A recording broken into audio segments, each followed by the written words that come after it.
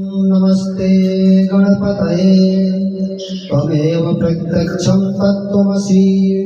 त्वमेव केवलं कर्तासि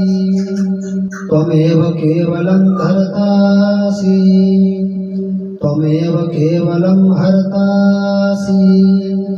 त्वमेव सर्वं खलविदं ब्रह्मासि त्वं साक्षादात्मासि नित्यं हरितं वच्मि सत्यं वच्मि अवतं माम अववक्तारम् अवश्रोतारम् अवदातारम् अवधातारम्